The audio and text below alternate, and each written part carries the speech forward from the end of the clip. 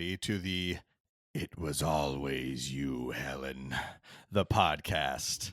That's right. This is a perfectly cromulent movie show. Uh, Nice. I'm sure that you're well, first of all, I'm Cromulent Jesse. You guys know me. You've listened to the show a million times. My co-host Kristen over there. Hello, Kristen. How are you? Hello. I mean, The maybe they music haven't though. Maybe they didn't listen to us 100 times because maybe they saw, a movie review, That's true. That's true. and then Okay. they found us. So let me tell you about us then. Normally, you would hear me say that we are a perfectly cromulent Simpsons show. We're two lifelong Simpsons fans who sit down each week and talk about an episode of The Simpsons in chronological order as they were released. We talk about them. We decided we wanted to start a movie podcast, but did not want to start a brand new feed and didn't want to work every single week on it and didn't want to work too hard on it. But we do love movies. Like Yes. maybe more than The Simpsons. Like, honestly, we're We both like our huge movies. movie fans. Yeah. But The Simpsons just felt like our niche, so we wanted to keep that going. But we kind of, we talked amongst ourselves about how we can bring movies into this. And I pitched the idea that, okay, right now in our Simpsons recording, it's October of 1992. That's where our episode, we've kind of gotten into the nostalgia thing. Yeah. What's going on this day? What was the number one song? What was Like that's the lead up before the episode. Like we we're tell not you. doing any of that for the movie show because we don't want to hear Boys to Men right now. No. But if you listen to the Simpsons podcast, you'll hear Yes. us do like a little time capsule of And what that week was like. And so this is basically an extension of that first couple minutes of a perfectly cromulent Simpsons show. Instead of getting a 15-word blurb on the number one song in America, this is our favorite movie from October 1992. This isn't a movie that made the most money. This isn't the movie that sold the most tickets. This isn't the movie that won the most awards. This is, I send Kristen a list of, I don't know, what was it, like 18 or 20 movies from this month. And I said, hey, here are the ones that I think are good. And she was like, well, yeah, I like this, and this one too. We can narrow it down to 3. I said, how about this one? It's October, Candyman. Let's go. So you heard the score from Candyman on the way in. If you didn't realize that that's what it was, Philip Glass. But yeah, so we're gonna be doing a movie thing, and we're gonna be doing it a little differently than we do the Simpsons show, where we sit down and we break it down scene by scene and we talk about everything. We wrote ourselves up a little 10-page basically questionnaire. Yeah. I love to write, so I wrote us a little essay. I'll try to keep that up for each movie episode. Basically just, talking about how I feel about Candyman. I will say I've seen this movie conservatively 45 times in my life. I was gonna say I realized that when I was watching it. I'm like, I can't even count how many times I've Yes. watched it. Like it's a lot. It was very big for me as a kid. It probably was on HBO or Showtime or something. We had some good cable at my grandpa's and we used it. So it was definitely one, or maybe we had it on VHS. I have no idea. It floated around quite a bit when I was a kid. So I definitely saw this a lot. So I wrote this essay before I even rewatched it for this. And then I went back and I edited the essay once I had watched again, but it had been probably 5 years, but it didn't feel like, it felt like it had been 5 days since I watched it. Yeah. But truly, there was no part of I think I forget what a pivotal movie this was for me. What, I think when I watch it, I forget how, we'll get into it after. But anyways, because I was gonna say, I forget. I guess I forget as soon as every time I watch it, no matter what year it is, I remember watching it like when I was a teenager. You know what I mean? Like, and I remember watching it many, many, many times.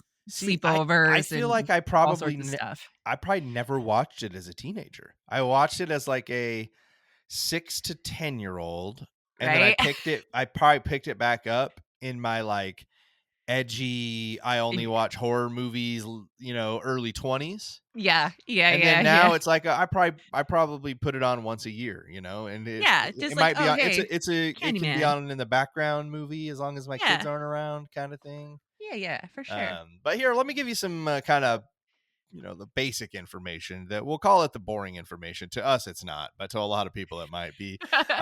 This one was directed by Bernard Rose. He also wrote Paper House, or directed Paper House. Do you see Paper House? I don't think so. Kind of also like a creepier than it needs to be, almost children's film. Maybe we'll Okay. check out Paper House together sometime. That'd be fun, Um, yeah. this story is adapted from a short story by Clive Barker. So Right. if you didn't know that, that sort of will probably change a lot about, this makes a lot of sense, I Yeah. guess I should say. The short story was called The Forbidden. It was written in 1985. It's part of Books of Blood Volume 5, which I might actually have. Screenwriter was Bernard Rose himself. Produced by Steve Golan and Alan Pohl. The executive producer was Clive Barker. Of course it was. Philip Glass was your composer. Cinematographer was Anthony B. Richmond. He is known for The Man That Fell to Earth. And Dan Okay. Ray. Dan Ray, it was the editor. Key cast: Tony Todd, Virginia Madsen, Xander Berkeley. We don't need to say anything about Tony Todd and Virginia Madsen. We're going to say plenty about them. Xander Berkeley's fine. He's the guy who plays Trevor. Cassie Lemons is Bernadette. Fantastic. I don't have a bad thing to say about her. I think honestly steals the show a lot of the times for how little she's in is Vanessa Williams as Anne Marie.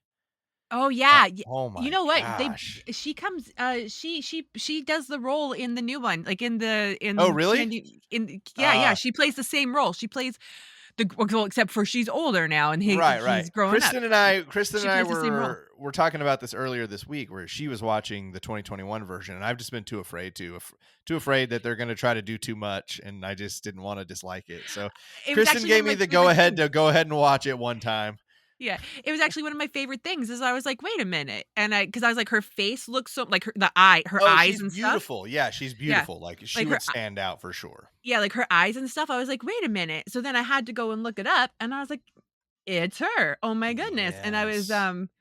I did watch some, or not watch, I read some interviews with her about it and, about being in Candyman and being in the new one and how, like, she felt compelled to do it. Like, she was like, "I Yeah. needed" when I was asked, "I needed to do it." Besides, I think Days of Our Lives, she was in a soap opera for quite a lot. She's not in anything as big as Candyman. I really, I was looking at her IMDb. She's in plenty, but I was Yeah, like, Candyman is the biggest thing that she like, did. She that's was in her thing. hundreds of episodes in a soap opera. Yeah, But yeah, she was first of all so beautiful. Second of all, yeah, steals every single scene she's in. yeah. And I'm glad to hear she's back for the new one. And Yeah, Dewan yeah. Guy was the last one. Dewan Guy, who plays Jake. Yeah, what an adorable little guy who sleeps in the exact Yeah, same clothes that he. I love his character. I really do. I love his character. Me I too. love This is one of the first times I think I've ever watched it and started picking it apart. Because I watched yeah, it twice this week, and I don't think I've ever watched it like twice in a week like, as back an to adult. back. Yeah. Yeah. So I started going like, I we'll get there when we get there. But for one instance, is the final time she goes into the psych ward and they have her like tied down, and Candyman like levels down above her, and she's like, Yeah. "Murderer, he's in here." She's like hours into the psych ward and still covered in the woman she murders blood. I I know! was like, I think they might have cleaned her up by same thing when Trevor's just like hanging out in the living room with Bernadette's body. I was like, all right, they would have. Yeah. Okay, all Or they would have right, at least covered her body or something, like, not just left yeah, her, like and he's sitting there having a smoke. yeah. Okay, sorry. I keep talking about the movie saying I'm doing what I said we weren't going to do. It's going to be very hard for me. I come from serial chillers where I used to write 30-page scripted show notes. Then we get to Perfectly Cromulent Simpsons show where we talk about every bar and break of the show. I'm gonna get through this. We're gonna get to the questionnaire and essay. Damn it! Important dates: Clive Barker's story is published in 1985. The script was adapted in 1990. Principal photography began in 91. U.S. theatrical release October 16th of 92. That's where we're at, guys. We're in October of 92. That's why we're doing this. Home video Yeah. release is May of 93. I got a Blu-ray special edition in 2004. Sorry, I got a DVD in 2004 and a Shout Factory remaster in 2018. I think I might need to buy that. And then yes, of course, the spiritual sequel came out 2021, directed by Nia DaCosta, and Jordan Peele had a hand in it somehow. I think he's an EP on Yeah. it. Yeah. So really quick financial information. This movie was made for between 8 and 9 million and it grossed 25.8, 28 million worldwide, 5.4 of that on the opening weekend. So for a horror film, that's actually huge. It made back 3 times its money. Um, it was middle of the road for critics early on. Strong cult following basically from the beginning. It Yeah, never yeah, it was it, it had it its was destined to be fans. a yeah. Yes, it had its Jordan fans. Jordan Peele, co-wrote the screenplay, just Co-wrote. Okay, with, co-wrote the screenplay. Wynn Rosenfield feld, so I just thought I had that up, so I thought I would just Yeah, thank you. That fill that's that in. that's what this show will be good for. It's just a bunch of damn facts we're gonna look up. Okay, so Candyman wasn't a major player in mainstream awards. Horror doesn't get any of the real No, awards unless it's Silence of the especially Lambs. especially back then, though, like, especially like, I Well, think exactly, exactly. I feel like nowadays horror gets a lot more attention. Because and I'll kind of bring this up a little in one of my answers because now we get like elevated or prestige horror, and that like Yeah. wasn't really a thing then. That was Silence of the No. Lambs. That was like the one where you're like, oh, okay, this is because that's as thrillery as it is. It's equally as horror-y, Yeah. and so there's a lot of thrillers that kind of have that elevated, but no horror. Silence of the Lamb might have been maybe one of the first. Right? And then it's not until a bit later that you start even getting horror movies that are like Scream, where they I mean, where it's like it's different than other horror movies because of its Yes. tone and the way it approaches the Still subject and no stuff. award nomination, No. like exactly. No. But Okay, but, so like, but during the time, though, before movies start getting like, nowadays, it's like, just thinking about, like, horror movies and scary movies and thriller movies, it's like, look at people like, the music from some of them, like, the Jaws theme and stuff like that, like, right. back then, people are kinda like, "Eh, like, do we put that in the Oscars?" I think he did, I think it was nominated, but, like, nowadays, like, stuff like that would be if it was Yes. a good score, it'd be in there Yes. regardless of what This movie it came score may from. not be iconic, but it is phenomenal. Yeah, yeah, it's really good. Yeah. I like if 2 weeks ago you just played this score, I feel like I might have got it, but it might have taken me a minute. You know what I mean? Like Yeah, yeah, it's I'd one of be like, those "I where like it's recognize it." great, but yeah, exactly. Yeah. Okay, so it won Fangoria Chainsaw Award for Best Supporting Actor, Tony Todd. It also won the Brussels International Festival of Fantasy Film in '93 for the Special Jury Prize. It was nominated for a Saturn Award for Best Horror Film. Also, Best Actress for Virginia Madsen. And I told you already, I'm still have a crush on her. You still have a crush on her, you told me that, Yeah, yes. yeah, she's so beautiful. Okay, you want to hear my freaking report? Yeah, give us your essay. Let's go. Okay, here is my essay. When Candyman was released in 1992, it entered a horror landscape dominated by familiar names: Freddy Krueger, Jason Voorhees, Michael Myers.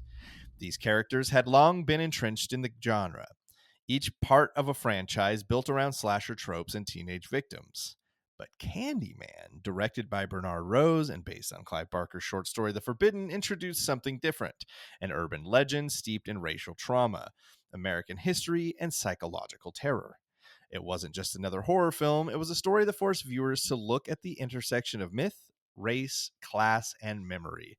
And in doing so, it carved out a lasting place for itself both in horror canon and in cultural commentary. Set in the Cabrini Green housing project in Chicago, Candyman used real world urban decay and socioeconomic segregation as its backdrop.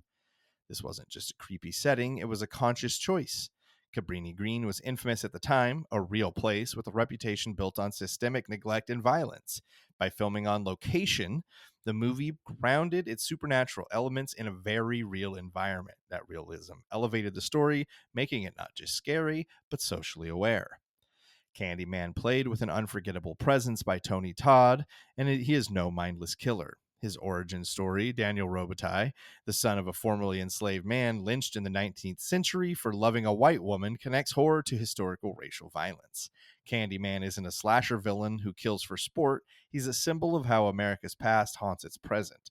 He demands belief because forgetting him, erasing the horrors of racial injustice, is the real crime in this mythology. This theme makes Candyman culturally significant, while other horror films of the era might gesture towards morality or punishment. Candyman is about memory, legacy, and the fear of the other in a very specific racialized context. It redefined what horror could do, using terror to confront history, not just to entertain. Tony Todd's performance as Candyman is central to the film's power. Unlike most horror antagonists who are often masked or silent, Todd brings a Shakespearean gravitas to the role. His deep, resonant voice delivers lines like poetry. His physical presence is imposing, tall, slow moving, and deliberate, but never cartoonish. He's both terrifying and tragic, a ghost who doesn't just kill, but seduces, manipulates, and mesmerizes. Todd's Candyman isn't a monster so much as a force, an embodiment of pain turned to myth. The character never needs to run or shout to be scary, he simply appears and speaks. That control is key to the role's effectiveness. Todd took what could have been gimmicky villain and gave him complexity. His performance elevated Candyman into the realm of classic horror icons, memorable, mythic, loaded with symbolic weight. Opposite Todd is Virginia Madsen as Helen Lyle, a graduate student researching urban legends. Her descent into obsession mirrors classic horror arcs, but Madsen adds layers of nuance. Her fucking eyes, dude, that make Helen compelling. She's curious, ambitious, skeptical at first, but slowly unraveling as she gets closer to the truth. Madsen conveys a mix of arrogance and vulnerability that grounds the character. Helen isn't just a victim or a scream queen, she is a flawed human being whose intellectual detachment becomes her undoing. One standout aspect of Madsen's performance is her ability to show fear without resorting to hysteria. Her encounters with Candyman, particularly the hypnotic scenes where he speaks to her in close quarters, are intimate and terrifying. In fact, director Bernard Rose reportedly used hypnosis techniques during filming to enhance Madsen's dazed reactions in certain scenes, something Madsen has confirmed in interviews. It's a controversial method, but the effect is eerie, memorable, and Madsen's wide eyes trance in key scenes captures a psychological terror rarely seen in horror leads. We're almost done here, guys. I know if you're bored, just fast forward 60 seconds. Candyman was not an easy movie to make. From the outset, the film had to walk a tightrope. It was telling a racially charged story with a black antagonist in a genre that had often relegated black characters to minor roles or stereotypes, especially at this time. The filmmakers were conscious of the risks, how to tell a story involving race without being exploitive or offensive. Tony Todd himself was cautious. In interviews, he has talked about working closely with director Bernard Rose to ensure the character had depth and dignity. Another challenge was filming in Cabrini Green. At the time, the area was considered dangerous and unstable. The crew had to negotiate with local gang members for safe access.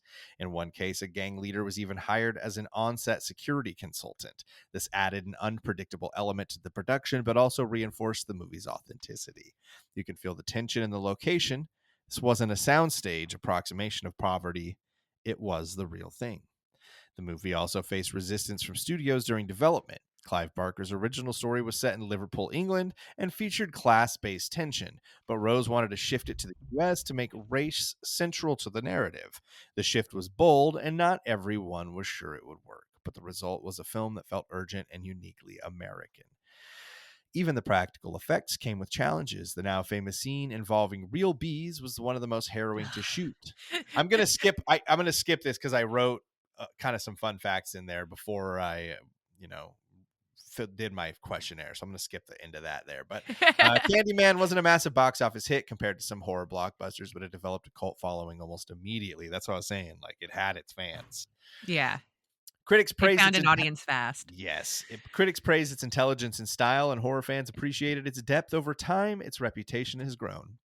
It's now recognized as one of the most important horror films of the 1990s and one of the few to seriously engage with racial themes. The character of Candyman has since appeared in multiple sequels, including a 2021 reboot written by Jordan Peele and directed by Nia DaCosta. That film explicitly picks up the racial themes of Legacy, the original, treating Candyman not just as a ghost, but as a collective trauma, a legend passed down through generations as both warning and resistance. But even without the sequels, the 92 film stands strong. It's atmospheric, psychological, and hauntingly beautiful. The Philip Glass score, minimalist and sorrowful, adds to the feeling that is this horror elevated to something closer to myth or opera. The final scenes, particularly Helen's transformation, blur the lines between victim and villain, legend and truth. It's horror that sticks in your head, not because of gore or jump scares, because it feels like it's saying something bigger. In conclusion, It's been good. Candyman, Candyman redefined what horror could be. It told a story rooted in real-world fears, racism, urban decay, historical erasure, while building a villain who was more than just scary. Tony Todd's performance gave Candyman stature and sorrow, while Virginia Madsen grounded the story in human fragility. Bernard Rose's direction, Clive Barker's source material, and the film's bold setting all combined to create something unforgettably unique. While Jason and Freddy might remain the faces of classic horror, Candyman carved out a more thoughtful niche, one that blends social commentary with gothic legend. It's a film that didn't just scare people, it made them think. And for that, Candyman belongs in any serious conversation about horror's most important works. Thank you. That was good. That was good. I enjoyed that. It was very informative and educational and good. I liked it. Thank you. Thank Of you. course. Thanks to my editor. um no, but like I do like I mean, like we're gonna go through some of this stuff when we start kind of running through the question type of thing. But I do think it's interesting that like the one thing I thought was interesting because I never knew this until I looked it up was the whole it was based on the story Clive Barker's story. the Forbidden or whatever. Yes. I didn't know that until I looked it. I just because podcast, I looked up a couple of things and I was like, oh, that's really interesting. And I think I only knew because, and I'm not even a big Hellraiser fan, but I knew Clive Barker was Hellraiser. yeah. And for some reason, the two at some point when I was younger, just like someone was like, oh, or I saw, yeah, exactly. There was something that they crossed paths and you kind of. So I don't know that I it. knew it was the Forbidden, but I knew that it was a Clive Barker story somewhere down Yeah. So like for anyone that doesn't know, right, it's based on it's based on the British class system in Liverpool at the time. Like right. And the character in Clive Barker's story is like a gaunt white man with a patchwork quilt jacket. Yeah. And so that's, I mean, but it is and it still deals with the idea of myth and fairy tales just in just a different more in the class way. setting than the race setting. Yeah.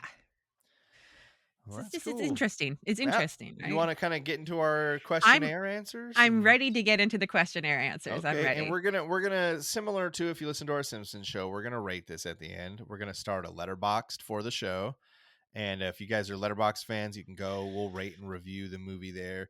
Maybe how about this? I'm gonna make up a rule for us now, Kristen. Okay. We'll aggregate our score. Yes. And every other month we'll switch off writing the review. Sounds good. I'm there for it. Cool. I'm there for it. All right. Well, all right. So we got 10 questions. I'll ask it, you answer, and I'll kind of chime in with my points. How about that? Okay, sounds good. Cool. Sounds good. So what is your initial reaction to the film? Okay, so I'm going to throw this out there right off the bat. I remember very strongly watching this movie like when I was a teenager. Like, and I think that that's kind of the initial thing that I always carry with me when I think of it, like it is a feeling that stuck with me. And that feeling was like very scared. Yeah. Because he's like Freddy Krueger-ish in that he can just appear and he can mess with you, and he has like a dreamlike he has a dreamlike state about him, but he can appear during the daytime. He can appear when you're awake. He doesn't need you to be asleep. And so just staying awake doesn't keep you safe. Since we're not really running through like chronologically in the movie, yeah, I'll just say at the beginning you get a very great Philip Glass score with a really cool aerial shot of Chicago. You see some bees, and then you hear this. They will say that I have shed innocent blood. What's blood for, if not for shedding? With my hook for a hand, I'll split you from your groin to your gullet. That's like, holy shit. That's some scary shit. And I know Freddy was a lot scarier when it started. And he welcome to prime time, bitch. That's one of the best lines in movie history. Yeah, 100%. 100%.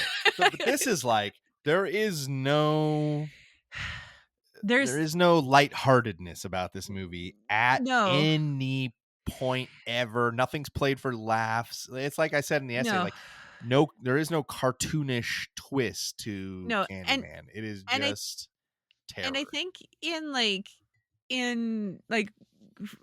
a Nightmare on Elm Street, so there's always been a space for kind of spots where like where you could tell even when they did it, they knew that the crowd would be giggling or at least smirking at some of the parts. Yeah, Like even 100%. in like the first couple, know that Yes. they knew the crowd would be like, Well, and, like and the little Jason parts. too. Well, Jason Jason, too. Yeah. maybe less laughing and more like you're like, I fucking hate these teenagers. Like they, Yeah, yeah, yeah, yeah. yeah. Like But there's probably part of some people that are like, I wish this nosy bitch would just like quit bugging and she would just be out of this, yeah, So no, there's for part of sure. me that's like, all right, I kind of get that, Yeah. but But this the movie, it comes in heavy, and for me is, I know it's a horror movie, it always felt like watching a drama. Does that make sense? Like, I hope yeah, that makes yeah. sense. Well, it Like does because they say that like Candyman is the most romantic horror antagonist, period. right. Like Right, for sure. there is not one more romantic than he. Yeah.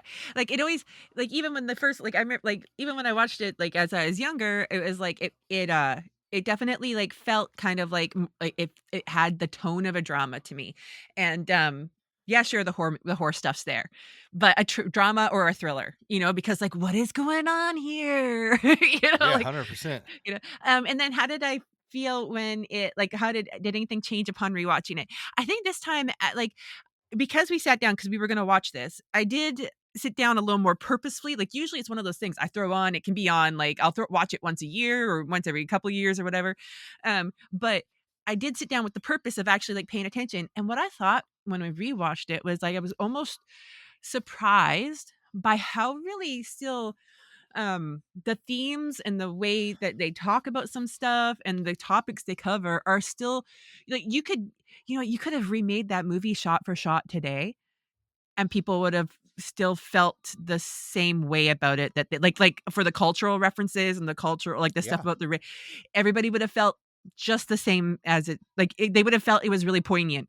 You know what I mean? Like, if you handed somebody this movie just like, remastered or whatever, like, made it so they didn't know it was from the 90s, like, shot for Maybe that shot, same script. 2018 Blu-ray looks Yeah, like, I think some people would be like, "Oh, this is super poignant," right? Like, it's right on the money for some of the themes it's in like it. sad how How much nothing prescient has it is. changed, Yeah, like, yeah.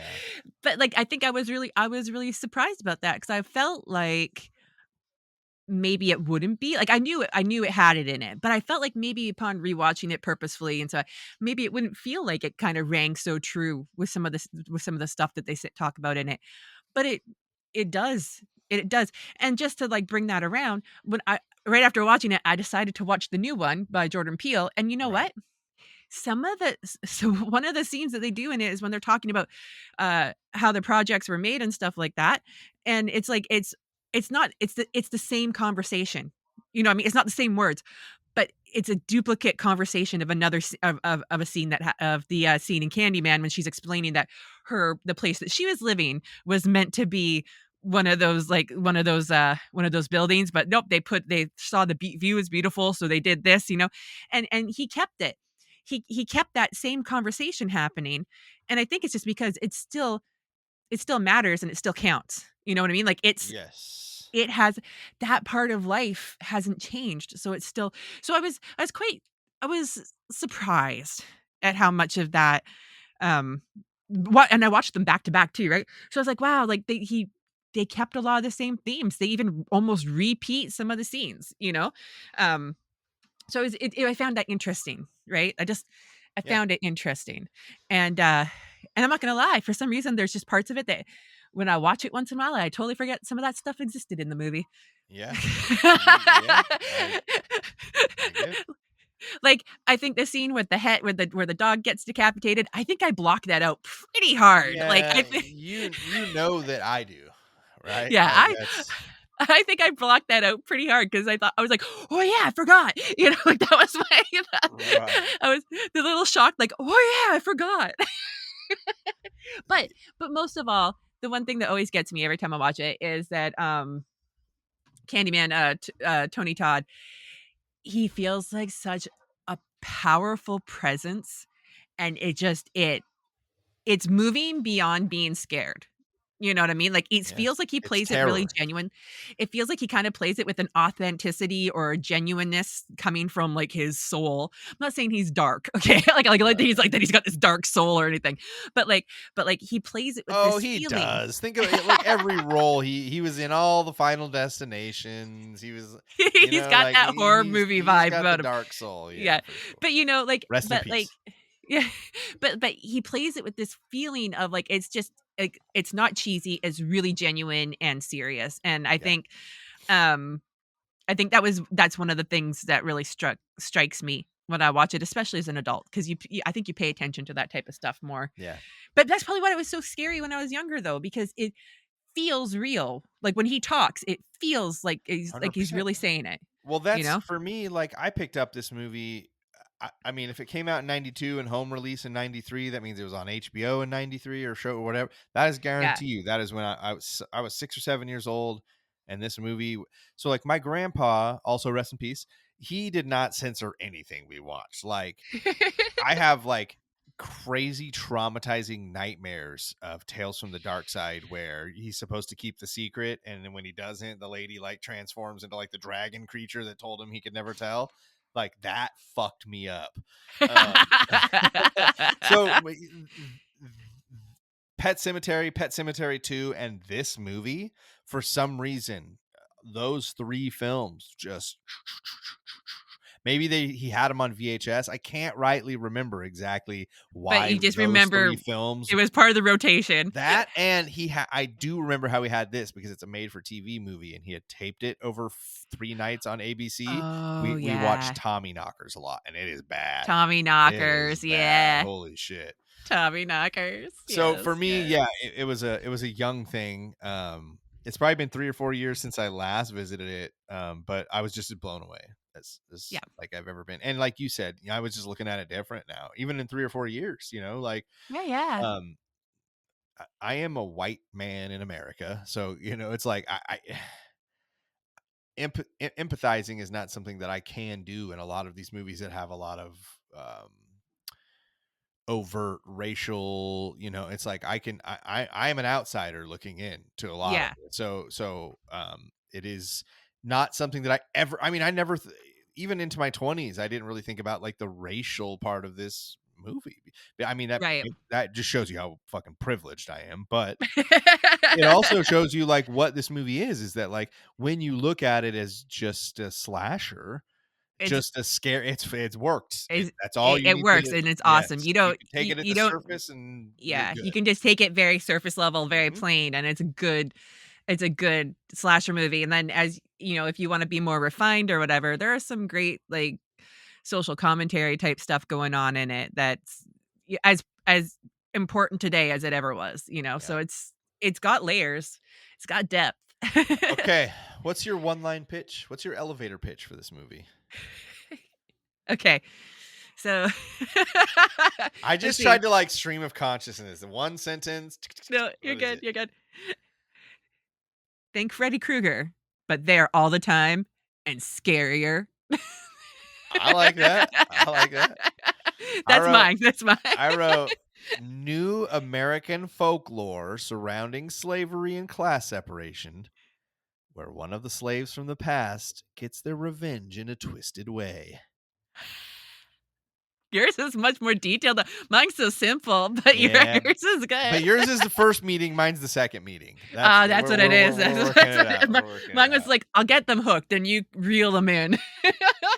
Okay, so I'm good. Good, nice short one. How about how does this movie reflect the time that it was released in any of the ways? I mean, I'm not American, right? I grew Sure. up in British Columbia in Canada, right? But that doesn't mean I don't know Chicago's about this stuff. close. That doesn't mean I don't know about this stuff. But, like, I know, how I think, like I feel like I'm gonna be honest, from what I know about things, culturally speaking, it y there's many areas and parts of America that are still very much like what they present in the movie, where Yeah. things are not as taken care of. People live there because they have to, not Well, like because, I said in the you essay, know. Cabrini Green, real place, Yeah, yeah, filmed you on know, location. right? Where people are, I don't want to say people are stuck, because I'm sure there's some people that live where they live and they're very proud of it, and even if it's not, you know, I don't know, some fancy place, right? But um but it's like those places still exist today, right? Like those places like that, they still exist, and there's still so many issues around those places. So like culturally speaking, from the time and even from now, like that whole race thing, and and how that's even built into cities. You know what I mean? Like how Yeah. that is built into the very infrastructure of a city's layout. um it, that was, I know that started being discussed as a bigger issue when I was a teenager and when I was a young teenager, because I remember us touching on it in class. You know what I mean? I remember talking about those types of things. So I'm sure that, I mean, there's a reason why they changed the setting of the story from Liverpool to America, Sure. and picked this as it too, because it was relevant, right? Because it's relevant in the time. It's just interestingly enough still relevant today. Yeah. Um, the way it looks. I mean, definitely. I guess that's probably the one thing about Candyman. Like culturally speaking, politically speaking, I think yeah, like I said earlier, I think you could probably pull this movie out of its 1992 box and just throw it at people today, and they'd be like, "Yep," like they'd see it right away. It's funny, You know, you know how I'm American and fed up with it? Is that for this question, I literally stopped thinking about that stuff, and I wrote, "This movie is basically quintessentially 1992. The fashion, the cars, the vibes, and the that's the part I was fucking about. cigarettes." Yeah, that's the part I was about to get, say, so I think if you took it out of its box politically and culturally, it's, you wouldn't know, you could think it was written today. You know what I mean? Like you could think Yeah. someone sat down and wrote it today. But stylistically, a lot of it screams 1992, right? Like people, Yeah. everybody's constantly smoking. Like The everybody smoking, holy smokes. shit. It was like, Virginia Madsen must smoke 18 cigarettes. Yeah, every It's just like and every everybody. scene is. Yeah, the There's dinner scene. the dinner scene. I was gonna say there's the one scene where they're in the dinner scene, and all of everybody at the table is smoking. Everybody Well, at the table even she smokes. gets thrown in the jail cell, but has cigarettes. Like they don't Has a even allow. You cigarette. can't even smoke in jail anymore. There's other places. There's all sorts of places. She's always pulling out cigarettes. So there's Yeah. that. Obviously, the clothes, the hairstyles. Yeah, that overhead shot, that aerial Chicago shot in the 90s Yeah. is very, very like you're like, oh, look at all those square cars. Yeah, like that's why I think like as relevant as some of its themes are today, it's like that part of it, like the look of everything, definitely keeps it in that 1992 kind of box, Yes. right? Yeah. Which I feel like isn't important for our main character, Candyman. I don't feel like that's important for him because he is timeless in the way that he's presented. Like Oh, you know yeah, what I he's mean? just Like, got those dope ass plaid pants. He's got the overcoat, like the fur overcoat, and just the yeah, hook like hand. you could pluck that you could pluck that into a movie at any time, I and feel like you could smell it's that hook hand, by the way. Oh yeah. The one thing that it stands out though is the practical effects. I think the practical effects in the movie are very well done. Yeah, Um 100%. like his costume design, his hook, his everything about him is amazing. Especially given that like the kind of history that you get from him, that the drops of history that you get about him, I feel like the clothes make sense. Yeah, he was like a fancy slave. Like that's basically how they describe him, like Yeah. a well-to-do slave. Yeah, But yeah. all right, well So it yeah. was a pretty dang 1992, but somehow still pretty dang 2025. Yeah, pretty Um, much. that's your American and non-American opinion on the matter. So, okay, we kind of talked about this a little bit, but obviously Tony and Virginia like just slay this. Yeah, I didn't wanna say slay, but that was the word Right, I was right. thinking. I have a 9 and 10-year-old daughters. We say slay a lot around here. Yeah. Slay baddie, slay queen. So which performance stands out and why? If you don't mind, I'll start here really quick, just Yeah, because I've you got a start. Virginia and Tony thing, and I think we both have one actress who kind of stands out. Like we know Tony and Virginia did it. I put right. First of all, how many scenes don't include Virginia Madsen? I mean, that's it's hypothetical. I don't, or rhetorical. I mean, I don't actually know, but I don't think there are many. There are I think there's not just many.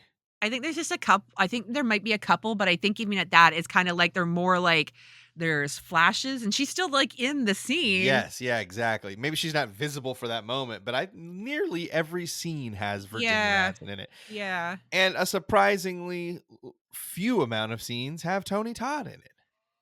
But he's so impactful when Oh, he's I know. there. In fact, I have this clip here that I titled "Compellin' Helen." This is the longest clip I've got, but I don't think anybody will hate to hear it. So let's give us 60 seconds here. I'll break it down for you, I guess. So it's at this point, Helen and Bernadette are pretty deep into the Candyman investigation. Helen just got this is just after she's like gotten attacked by the fake Candyman. She's recovered. She's met back up with Bernadette. She's in a parking garage. They split up, and suddenly Candyman appears.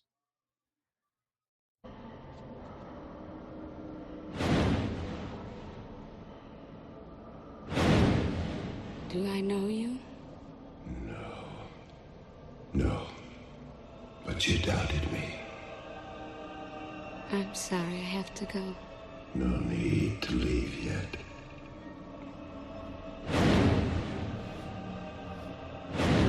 But I'm late. You are not content with the stories, so I was obliged to come.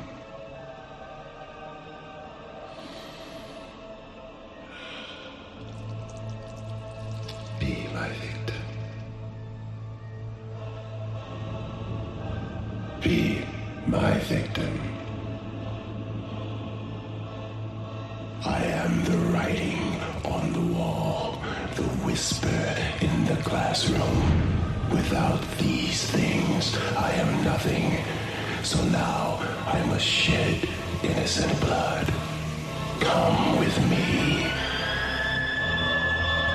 What's awesome is that like he's fully basically explaining to you why he's there and how he's there. Like, I have to shed this Yeah. innocent blood to keep the stories in the classroom Yeah, going. yeah, The, to keep the to keep writing people on the talking about walls, it. the Yeah. whispers, and like That's why the so fun. graffiti, like that's why the graffiti is so important too, because it's him. He's always there. Yes, People can see yes. the graffiti, and it's there, and it tells his like it keeps him alive in the minds of And I know everybody, you right? guys just heard him, so you heard that he's badass. He Oh God, he's so good. don't take the hook hand out of it. You just the pants, the shoes, the jacket.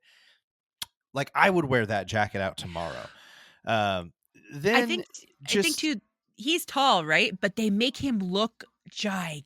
yes. He Like is like very like imposing. like he is a tall guy, but they make him look just like huge. Yes. Like an imposing force, especially with like I think with the sounds they got going on with it and that voiceover that's going on. Because I can't remember in the scene. Do you actually see his mouth moving when he's coming at her during that? When Or he gets really close, he does start talking. But prior to that, no, his mouth, no, his you can mouth is see it shut. and it's not moving. Right. That's Yeah, and it's like a yes. voiceover because I think it's supposed to be kind of Yes. happening in her head, right? Like she's supposed to be right. I So think it's the just only thing you see come out of his mouth is "Be my victim."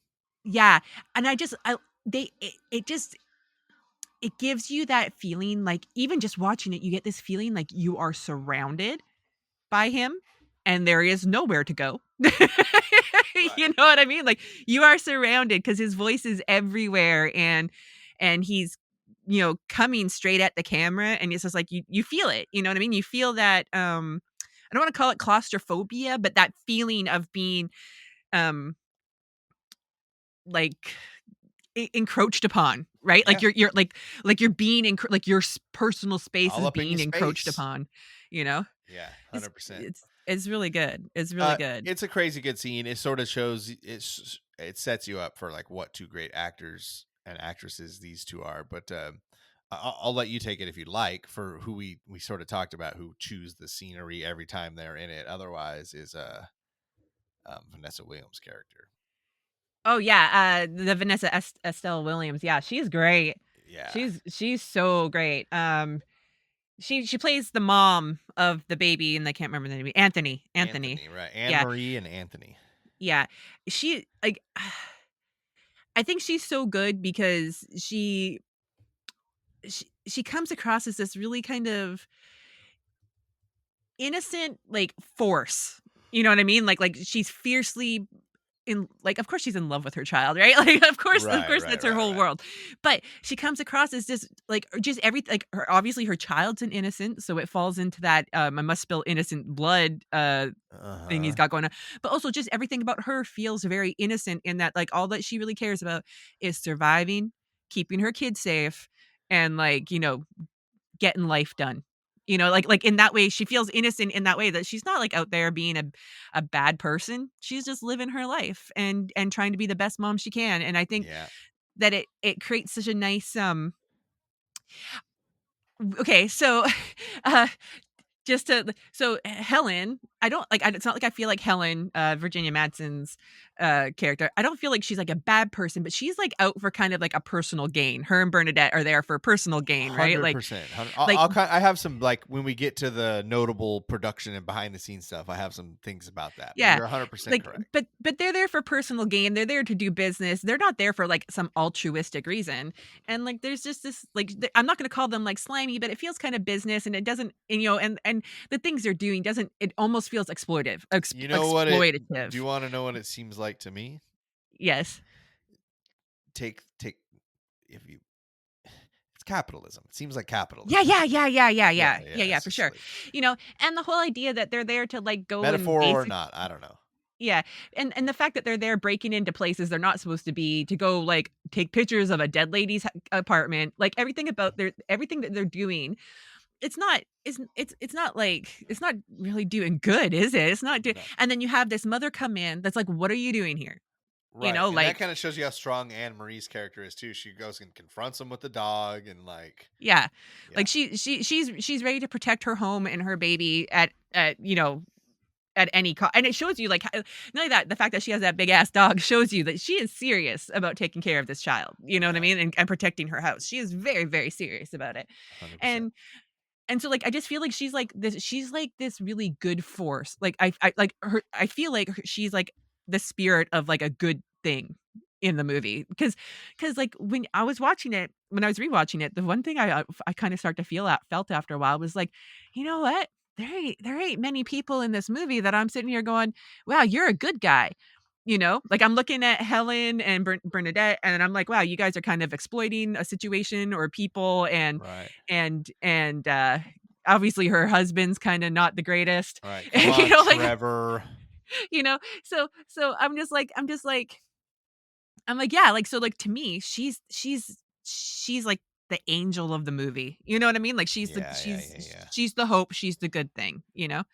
That's just and I love, and it I stands had never out when I thought of it watch like her. that. Bernadette sort of feels like that a little bit because she although she goes along with Virginia most of the time, she's like, Should I we? don't really, Should yeah. we? Well, she's black, so I think she's you know can empathize a lot more critically than this Yeah. blonde hair, blue eyed white woman who's like, "Come on, let's go." Let's go. Yeah. Yeah, No, for yeah, sure.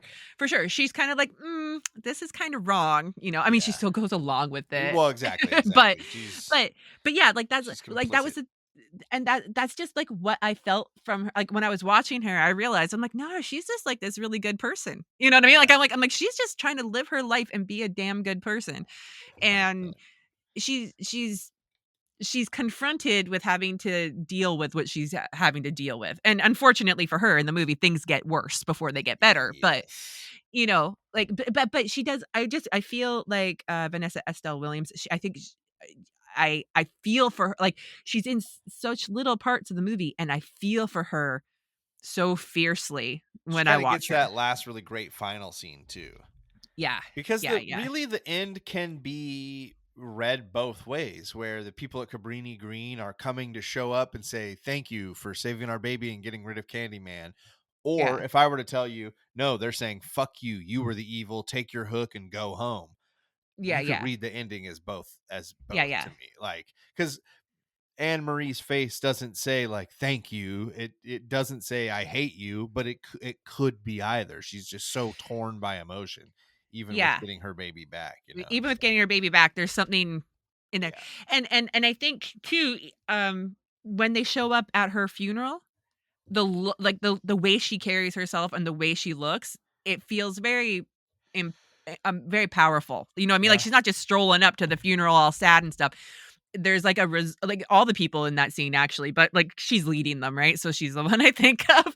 But there, like she has a presence about her when she's in that scene too. That because like like when you first meet her, she's tough, right? And then of course when the baby goes missing, it's like she loses her mind, right? And like just Right. goes on the attack, which I think is totally valid and fair.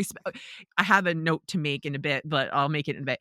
But then like when she shows up at the very very end there, it's like there's a different kind of toughness about her. It's like a real like inner strength, but it's showing through, not through the eyes of being paranoid or scared of something, but just being strong. Like Yeah. that's the vibe that I get from her. So, I think she does really well. And I loved how she was also in the 2021 version playing the same character. Um, and I won't spoil it for anyone that hasn't seen it because it's kind of a newer movie, so people might not have, but she does have a different motivation in the I'm new gonna one. say now, as we do these, if the movie is more than 5 years old, you get nothing. So we'll keep them in there. It's Yeah. only 4 years old on that. I will throw out one more actor. We don't need to talk about him too much. But what's his name? The kid who plays Jake. Guy He's the fantastic. one guy, the Yeah, one yeah, he's guy. fantastic. Yeah, Okay. he's great. He's a gem. Next question.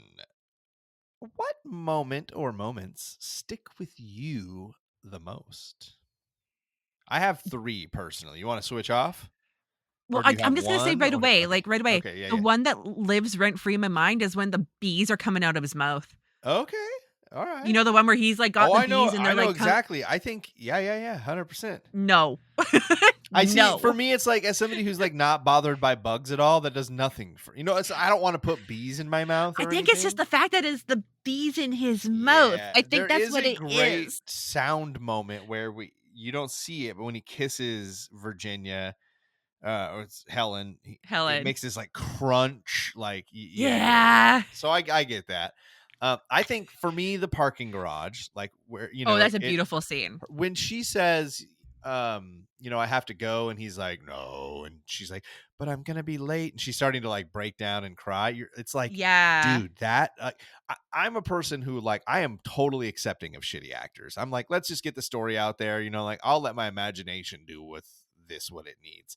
Yeah. It for me, I don't have very high standard for actors. I'm never like, well, that acting was shitty. It's always a problem with the story for me. Yeah. This is like one of the few moments in my life where I'm like, that is fucking acting. That is Yeah, no, how she you is do it. so good in that. You don't even have to say anything, just the face. And Yeah. Tony Todd's already doing the damn thing. So, Yeah, yeah. No, it's a beautiful scene. also when Anne Marie realizes the baby's gone, like Yeah. that's just Well, I kind of brought that up a minute yeah, ago, right? Like exactly. Yeah, yeah. she is so like her energy Well, in just that that whole scene scene. in general, like, Yeah. Helen wakes up, Oh she's no, covered no, in that's great. That's blood, great too. the dog head on the ground, she goes in and she's like, "Ah!" And Yeah, then it's no, like, how else would you it's react? so good. It's And so then, good. Bernadette's death scene, even though it's off screen, like, they had Tony Todd in the ADR room going like, Yeah. and it is fucking violent. It's And then it is brutal to listen to. seeing her, like, hyper realistic cold blue dead body. Oh, yeah. Yeah. Yeah, No. yeah. Because, like, Yeah. yeah, I mean, movies just don't do that. They'll put you there and you'll be flesh colored. No, she's like Yeah, all no, color. It was she's lost a lot of blood and she's not okay. yes. Yeah. Yeah. Yeah, no, those ones definitely stand out. One of the other scenes that stands out for me, and I mean actually it's not a scene. I just love all the graffiti work in it. Oh yeah, yeah. You know what I mean? Like, it's one, it's interesting to look at, and I do remember, and it is, to me, it's iconic because I also remember seeing things where they would, like, reference Candyman as a movie and stuff, where they'd have, like, that image of, like, the mouth, like, the open mouth, wide-eyed, Hmm. that one that she takes the pictures of. I also love, like, some of the painting, like, some of the graffiti and paintings and stuff like that that are in, I wanna call it his apartment, you know? Fair. His The kind, lair. the ones that kinda tell his story a little bit, like, the ones that kinda show you Hmm. the story Hmm. visually It a little changes bit. at the end. It changes. Yeah. Yeah, you know what I mean, right? Like, that I love that element of the movie. It was always you, Helen. It was always you. Because then it's I also, her. and that is her, yeah. But I do love that, and then I'm not gonna lie, even the very first time I watched it, when at the very end of the movie there, when Trevor's sitting there and then he says her name Yeah, when he's looking in the mirror and then she shows up, yeah, I'm always like, "Yeah," yeah. because be yeah, I mean, you touched on before.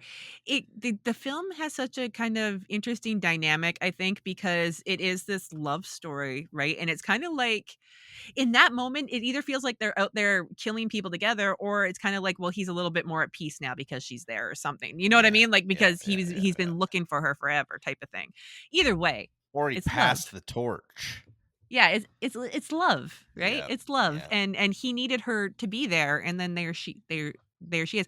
And I also feel like with that love story angle, sorry, I know I'm going a little bit off thing here, but I feel like too, there always feels like an element of me after that first encounter. No, actually, when I think about it, it happens right at the start where she seems so drawn to the story. Almost Yeah, like yeah, without yeah. even knowing, he's already calling her in, and she was Mhm. always bound to have, almost like, Helen. but it's almost like that, like, whole, like, Dracula thing, right? Like Dracula and Nina, like that whole thing where it was like this was going to happen.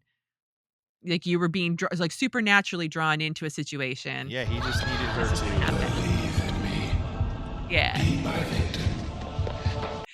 Right?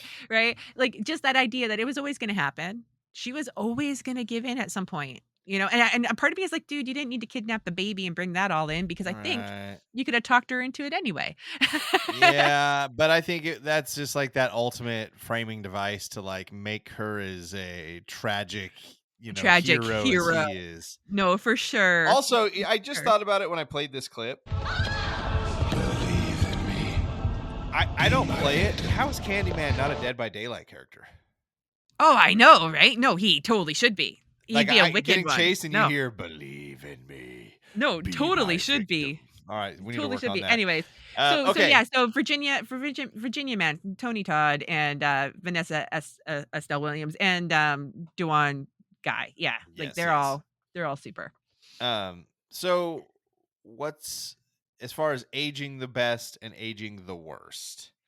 Um, Uh, I do feel do like the your do practical do your effects age aged really well. do your holds up well, and I'll do mine, and then we'll do our not so wells. Okay, so I feel like the practical effects holds up well. For horror movies, I think practical effects are always the best way to go anyway. Like, you know what I mean? Like, I don't think you need Yeah, yeah. There's sometimes. very little like non-practical. The bees in the end when they come Yeah, flying out of the fire. yeah, like, I think the practical effects hold up pretty much. I mean, maybe they could do a bit better on the dog, but I don't wanna look at the dog anyway. I try to block that I piece was out. just gonna say it was so fast for me that it didn't even matter. The idea was there, and that's all I The needed idea for it was to be enough, fucked up. Yep. But so I think even, like, nowadays with horror movies, they often do a lot of practical effects because it is kinda what works for horror movies. Well, and the Blood gets fucking places. people paying to see the movies are us, and we want to see practical effects. Practical We are effects, right? children of the '80s and '90s, and we miss it. So Yeah. yes, So I I think agree. that stuff holds up pretty good. I think, obviously, as we talked about before, the overall theme of, like, the theme the essence of the theme of the movie holds Yeah, up like the well today. societal commentary. I have that Yeah, on mine. Yeah. yeah, that totally holds up well. I'm just trying to think because I like to do things in threes. I think the acting, you know what? I think the acting is good. I You don't always get that in horror movies, especially from the 90s. It is well acted, I and I have think that 4 bullet points and you've hit 2 of them. I think that holds up good. Okay, Yep. you go. Well, I said Virginia and Tony hold up so well, and now that I'm Yeah. talking about it, Vanessa Williams too. Vanessa, what was her middle name? Because I As know she goes by it. because there's another Yeah, Vanessa yeah, Williams, yeah, right? yeah. So we Her need to be SAG. clear. But you know which Vanessa Williams we're talking about at this point. The 3 of them are so phenomenal. The acting does, at least with the 3 of them, hold up. Everybody else is fine, but Yeah, those everyone else is 3 fine, are but phenomenal. The Philip Glass score, the music is yes, just like the music's great. I love it. Every time it kicks in that little that little piano, I just really, really like it. The societal commentary, you touched on that. I will say that it also passes the Bechdel test. Are you familiar with the Bechdel test? No. So the Bechdel test is like basically to prove. I mean, I don't know what I can't remember exactly where it came from, but I learned about it through. I can't. Whatever, it doesn't matter. Basically, the Bechdel test is to show if like a movie is positive for and towards women. So it has 3 parts for Oh, the test. yep, One is that it has at least 2 women with a name, yep, that they talk to each other, and that they talk to yep. each other about something other than a man. Oh, And yeah, you I think would that be, happens. oh yeah, this movie far and away, all 3 portions blows the Bechdel test out of the Yeah, water. But you it would be definitely does that. shocked how many movies that you think are for women to empower. I mean, look, I'm a And guy. no, Like I'm not yeah, like I'm a feminist, but like I think this is a great little test, and I think it's kind of gross how many movies do not pass this Bechdel test. So yeah, for and you know what they use? a horror movie touching on racial and societal commentary in the early 90s and passes the Bechdel test. Yeah. You know what too, in horror movies especially, but in any movie really, sometimes they'll say a girl's name once and then you like never hear it Yeah, again. yeah, yeah, Even if yeah, she yeah, yeah. even if she shows up in multiple scenes. You'll never so you don't she might as well not have her name. Whereas actually they say their names Oh, and 100%. They all the swap time. names a lot. Yes. Yeah. They're always saying people's names, which is, anyway. What didn't hold up so well for you? Um I mean, because it's 1992 and it's a horror movie, there is that element, even as well as it's done, because it is done very, very well. It still has that element of, when you were like living in the 90s and you turned on certain movies, it's like, oh, it's a horror movie. Before anything even happened, before any It movie, just looks like a horror movie. it's got that look to it, Yeah. you know? Like before anything even happens, like someone could show you once like a still shot in like 1080p. Wouldn't matter. You'd be like, "Yep, that's a horror movie." It's just You know what I mean? shot Like, like a horror movie. Yeah, yeah, I you get what just you're saying. know it right away. And there's nothing inherently wrong with that, but I think nowadays, unless they're doing it on purpose, like with some of the what's that studio called that does the it, A24. yeah, unless they're doing it on purpose like them, because they do that stuff on purpose. Oh yeah, yeah. Movies, it's like almost like horror movies that just don't wanna feel like a horror movie, they don't have that instant recognizable look in it, and I guess that kind of ages it, you know what I Yeah. mean? Well, besides the fashion and stuff, that ages it, you know? Um, I said, "Holy shit, the cigarettes." Oh Uh, god, yeah. Yeah, yeah. also, a tiny bit of like a white savior thing going on. I know it just Oh, kind of yeah, no, plays there into the is. story, but it definitely like a. No, And no, then this is also there totally is. where, okay, so there's 2 different points where Helen and Bernadette are at Cabrini Green, and Helen refers to the people that live there as subjects. Yeah, So you're like, yeah. nah, all right. And that might have been written right into the movie for a reason. Well, the thing is you have to remember too that the movie is like the movie story is an adaptation of a story that is based on class and things like that too. That's So true. using a word like subjects with There might have understanding been that, actual subjects. Yeah, right? makes Like the sense. idea because and that I think using the word subject also helps create that feeling of other, right? Like them and us, rich and poor, blah blah blah blah blah blah blah, not on the same level, right? Yes. There's a difference in our social stature. And that makes sense, especially given that it's based on on a short story that literally that is its whole purpose, is to talk about social status, right? So Yeah. it makes sense that it has some of those themes very much carrying through, I think. But yes, the it is a bit of a cringe moment. Yeah. It totally is a cringe moment. I guess I'm not trying to explain it and say, like, it's okay. I'm just saying, like, it Right. in my mind, it makes sense because of where the source It's almost material just like an lies. homage to the source material. Yeah, yeah, a little bit, right? But Okay. I think too that it is important to recognize that, like, I think that as good as people try to be sometimes, not everybody's perfect all the time either. You know what I No mean? Like, way. no matter No how way. good people try to be, it's, Let's just try to refer to all humans as humans, guys. That's all humans, I'm really asking here. peoples, either Okay. one. Question 7 of 10, Kristen. Are there any notable production stories or behind the scene facts that you learned from this movie that you liked and you wanted to share? I got a Well, pretty good little list, so if you don't have any or many, I think I've the got. thing I had was the short story thing. No, but it was great. It was great. Hey, you want some then? No, You I probably know that heard a the lot of person these too. well, I know that the person that handled the bees was also the person that handled the bees in, like, My Girl and Fried Green Tomatoes. That bastard. He he killed him. Yeah. Okay, so the bees, speaking of them, they were bred specifically for this movie because they needed to make sure that the bees were less than 12 hours old so that they looked like mature bees, but their stingers were still slightly soft and not powerful enough to do any real damage. Although stings still hurt and they Oh, can inject venom, their yeah, stinger is not as like developed as they normally are. So we kind of talked right. about this, but exterior, hallway, and stairway scenes are filmed in Cabrini Green. Like, it's not there Yeah. anymore. It's turned into white people houses now. But the It's turned into white people houses yeah, the now. producers had to make a deal with the ruling gang members to put them in the movie as extras, and one even being the crew's safety or security expert. Even with this arrangement, the article referred to them as a sniper, but somebody shot a production van from far away. No one was harmed, but Oh, there was a production vehicle shot. right. While investigating one of Candyman's crime scenes, Helen and Bernadette discover that the design of the apartment's medicine cabinet made it possible for a point of entry for an intruder. This was not made up. This is while researching the film, Bernard Rose learned that a series of murders had been committed in Chicago in this very manner. I was gonna say, like, I remember when I was watching that, I was like, I feel like I know something about this that's real life. You know what I mean? Like, I feel Yeah. like I remember. Not that I scroll through crime stuff. I totally scroll through crime stuff.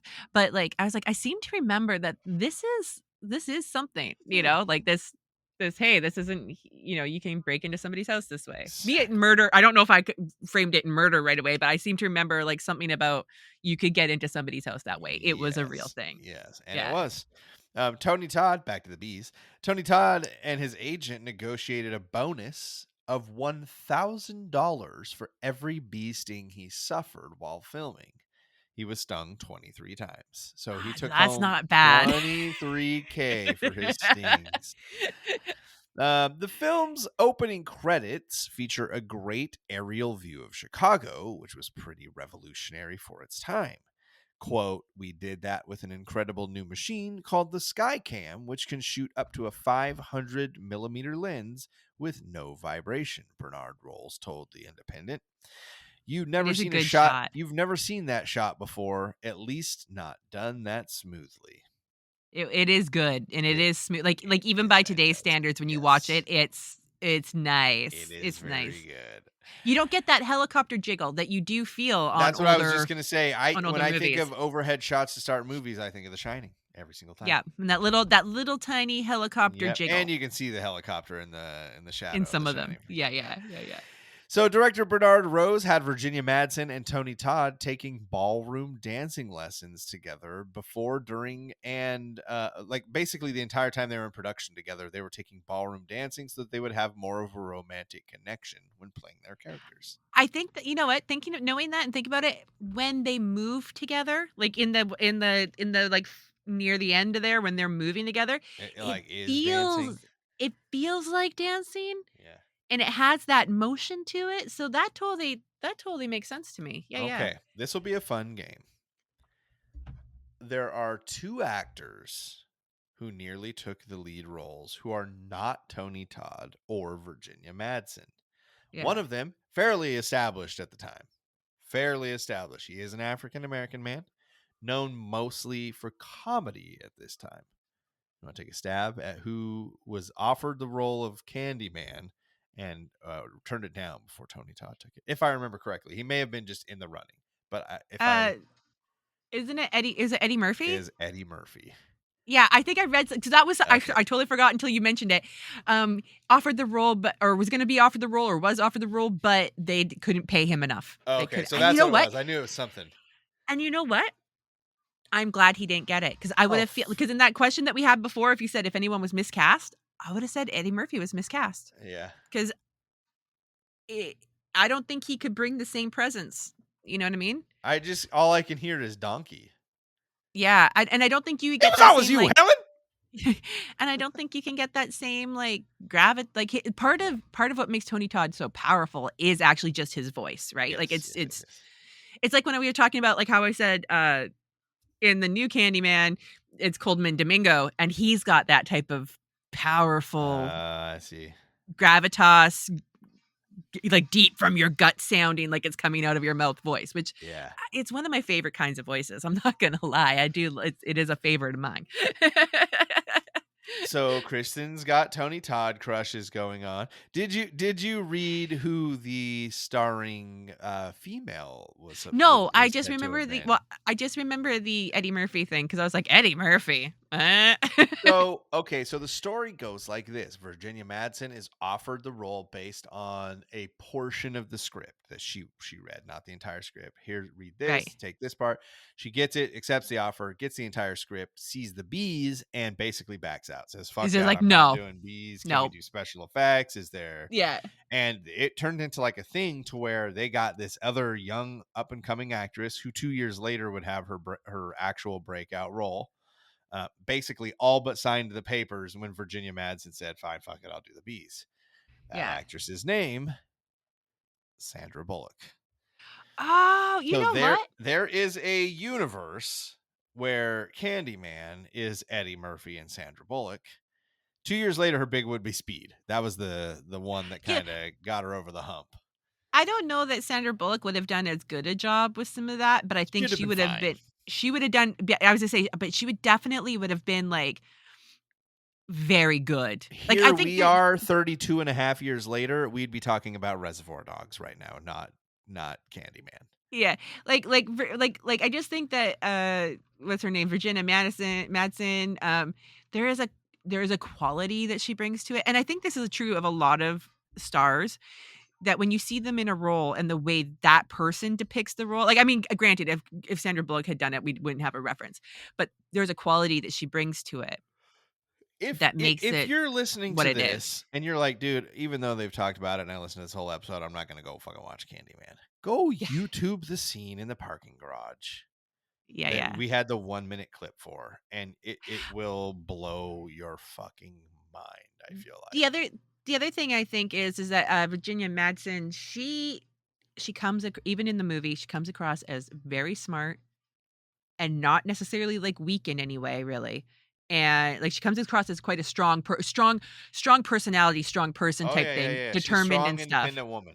Yeah, and I think she's also very good at some of the looks she shoots people, like just the looks she gives. Where she doesn't necessarily look like she's pissed off Oh, or she does scowling. tons with her face in this movie. Yeah, like she doesn't look like she's pissed off or scowling at anybody, like she's trying to punish them. It's like the looks are their own sentences. You know what I Yeah, mean? yeah, Like you can, 100%.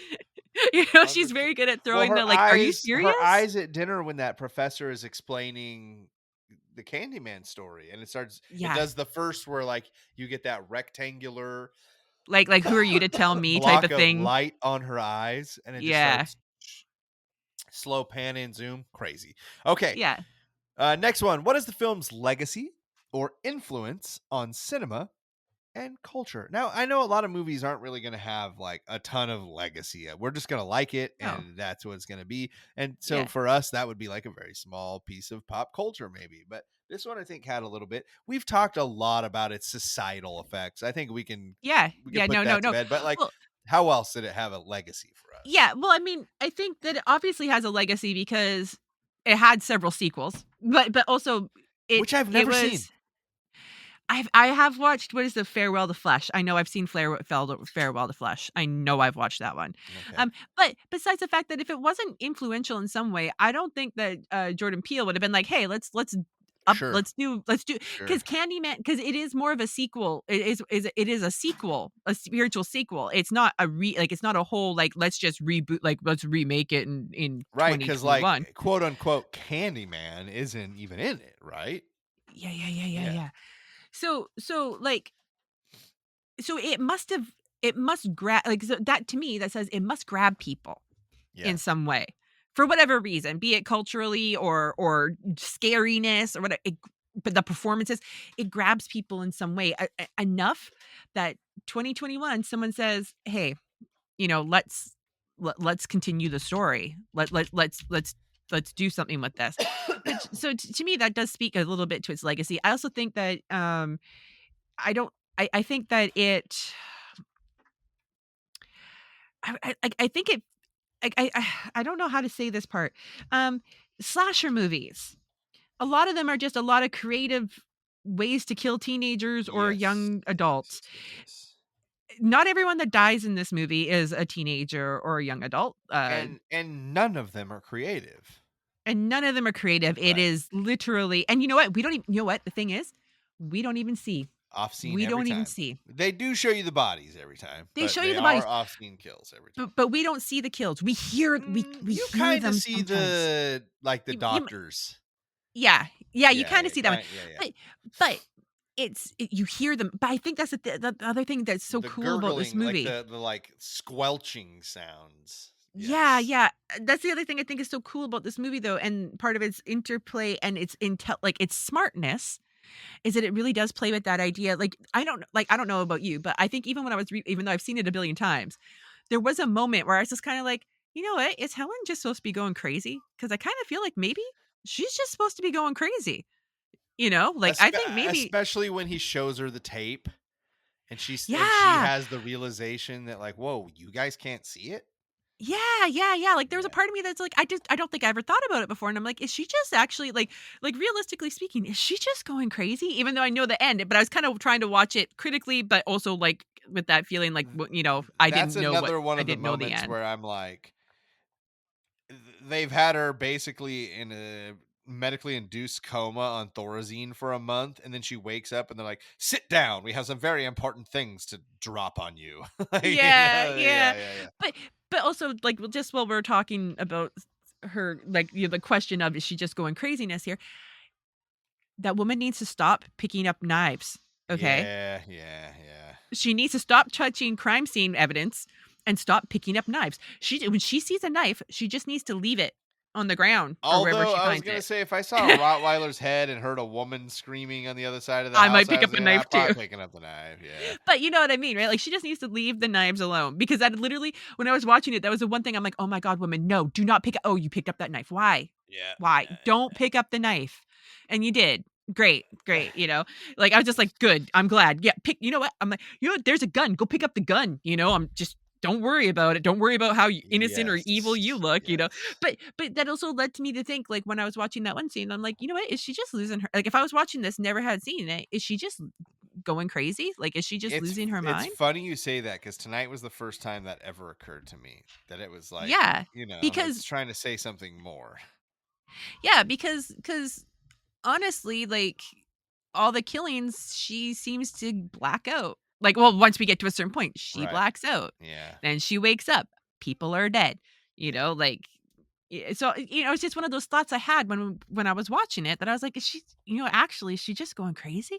I mean, I know realistically she wasn't, because I know how the story went, but it crossed my mind that, it is very sellable to say, hey, she's just going nuts. Like, she's just going nuts, Yeah. you know? It's very sellable to say she's just going nuts because, you know, she could, and you could argue that all sorts of ways because there are movies that are like that, right? Where that idea that the person that's being attacked, it's all in their head. And in some movies, they do make it that it's in the person's Yeah. head Yep. and that they are the ones doing the killing and stuff. This one, not so much, but, but you know what I mean? Like it, so I guess that maybe speaks to a bit of its legacy too, that it was like a movie that did that very well when I actually sat back and thought about it. I'm like, you know Mhm. what? It does that very well because it does set it up many times over and over that she could actually be the one doing some of these recent killings that are happening, Yeah, not the Trevor ones thought in it the was past. her from the get. Yeah. Yeah. So I mean, like I find that I think I think whenever a movie, horror movie or whatever, especially horror movies, when horror movies ask the audience to be intelligent, like the further back we go, when a horror movie asks the audience to be somewhat intelligent in their enjoyment of the movie even, I think that that's very influential on all the movies that come after it. You know, like the smarter horror movies got, the more influential they were moving down the line, if Yeah, that makes sense. that's what I put. I mean, one of my I have 3 bullet points for this. One of them I said this is like an early on or precursor to elevated or prestige horror, kind of how I Yeah. talked about earlier. Like at the time, this is like we're at like peak. You know, the one lesson you get from a slasher film is don't be a teenager. Yeah, yeah, yeah, yeah, You yeah, yeah, know, but yeah. in this one, it's like you get myth, urban decay, trauma, a little I gentrification. do love the myth part of it too, by the Yeah, way. yeah, I love well, that it's whole. exactly it. It's like I mean, there's a little myth in Friday the 13th. There's a little myth in Nightmare Well, on there's a Elm little myth Street. in There's sorry. There's a little myth in horror movies, period, right? That's right. part of the whole gimmick of Scream of hey, if you have sex, if you do this, like these are the rules of horror movies. This just feels like Don't break them. classic myth, though. You know what I Yeah, mean? this is like classic myth though. Like, Yeah, and yeah. then later we're gonna we're gonna like Get Out and Hereditary or The Yep. Babadook, like things where it is just really trauma. It's elevated. It's But prestige. This is yeah. very early on, and you're kind of, I mean, like Silence of the Lambs won a goddamn Academy Award for Best Picture. Yeah. It was out there, but some people might say that's more of a thriller Thriller than than a a horror horror movie. film. Yeah. Although I'd say they're stupid idiots. I mean, like if you watched it when you were like 12 like I did, then it was just straight up terrifying. Right. And I think a big part of its influence too is beyond film, is in pop culture. Yeah. Like for me, I learned about Bloody Mary after I learned Oh, about after Candyman. Candyman. Candyman Okay. came out when Yeah. I was 5 years old.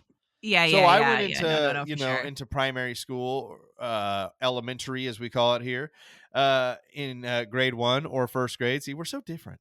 And In we grade 1 had, or first grade, you know. yeah, we had a multi-purpose room. So like, yeah, you call it's a cafeteria, but Yeah, you do your award ceremonies in there and blah blah blah. So it's got like a couple bathrooms, and the bathrooms did not have windows. So yeah. they were very small bathrooms too, because you really just went in there, you ate for 20 minutes, you went outside. It was like if one person needs it. So it was a one person, no stall, toilet, sink, Oh, yeah, mirror, yeah. but it was right by the entrance door of the MPR, the multipurpose room. So you'd go in there, and like 5 or 6 of us go in there, turn the light off, and Candyman, Candyman, Yeah, yeah, yeah, Candyman. 'cause So everybody does that type of stuff, yes, right? yes, yes. Yeah. So I mean, like I learned about it probably not long after the Candyman, but 100% culturally in the first or second grade, my friends and I were 100% in a dark bathroom saying Candyman 5 times Candyman. into Yeah, yeah. it.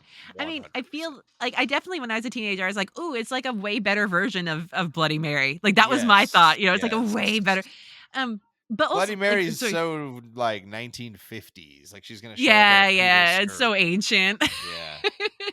Yeah. What were your other I had came up with something, but what is do you have more points? Do you have more points before I I just interject? like it gives us. I can't say for certain that it's our first, but you get a very important black horror icon. Yeah, yeah, yeah, yeah. I mean, the thing I was gonna say is very tied to that because I was reading that there of course there are when the movie was gonna come out or when they were producing the movie, there was some controversy over the depiction of black stereotypes and racism and all of that to the point where what's his face, Rose, the director guy, right, had to go. He says he had to go to a bunch of meetings with the NAACP because the producers were so worried that and when they read the script, and apparently the NAACP said, "Why are we having this meeting? It's just good fun." And their argument for it was, why shouldn't a black actor be a ghost? Why shouldn't a black actor play Freddy Krueger or Hannibal Lecter? To say they can't is what would make it bad. Yes. Yeah. I So like that. so I think that's a bit of a legacy too, I guess, in a way. I feel like, like the having the prominent, like the black slasher killer guy. I have no words. I lost words. I'm No, sorry. I get it. But like that ties in with it, right? Like this idea that like it they were trying to do it in a way that it was right, and then it was pointed out to them that, hey, this is fun. This is a movie. It's fun. Right. And they should be able to play these characters. Like a black actor should be able to play this character. And I mean, I'm not saying a white actor couldn't have done just as good of a job, but what a fucking job. Like I don't want anybody else doing this. No. Okay. Well, this one pretty easy. And I think I know the answer. Would you recommend this film? I probably should switch this one out, to be honest. We're choosing the film that's going to be in here. We're both going to probably. No, you know what? Actually, you know what? It's a good question, because would you recommend it to a modern audience? Some of the films that we're going to like, you're going to be like, you know what, dude, you can pass this one up. It's okay. This you don't have to watch this. It's poignant. It's prescient. It's ready to be seen. If you haven't seen it, see it. Yeah. It's very, it's what I say to a lot of people who are like, oh, I've never seen Star Wars. I'm like, oh, dude, that's not fucking acceptable. If you get yourself through 9 to 11 movies and tell me, yo, I did not like that at all. In fact, I fucking hated it. Sure. Yep. 100%. No problem. I can't force you to like anything, but you tried. You gave it a shot. Yeah. Same thing with Candyman. Go see it once. Look, as somebody who loves it, and you'll see that when we rate it later. Yeah. It plods along in a couple parts where you're like, all right, come on. Yeah, it's like, I'm done with this part. Let's move on. Yes, yeah, exactly. But it really just does its thing. And it really, like you said, you could take out the entire racial part of it. And it makes the movie less powerful in a way. It does not take away from it being a solid horror film. No, it's a good horror. I think if you're a horror movie fan, like if you like horror movies, if you haven't seen this one, then you have missed something. You know what I mean? Like, like there's a lot of horror movies out there that you can skip. It's fine. Like I've watched, like, some people will be like, no, you can't skip Pumpkinhead. You can totally skip Pumpkinhead. It's okay. Just make sure you've seen the creature design. Right? Yeah, I see but but this one, if you're a horror movie fan and you haven't watched this, you have missed something that's really good, that's just solid and holds up. Yeah, watch it. This is definitely a movie. I mean, especially since we're watching movies that are older, there are going to be some movies that we pick, I think, that I wouldn't tell people, yeah, you should watch this. I'd be like, if you have time, I love it. Yeah.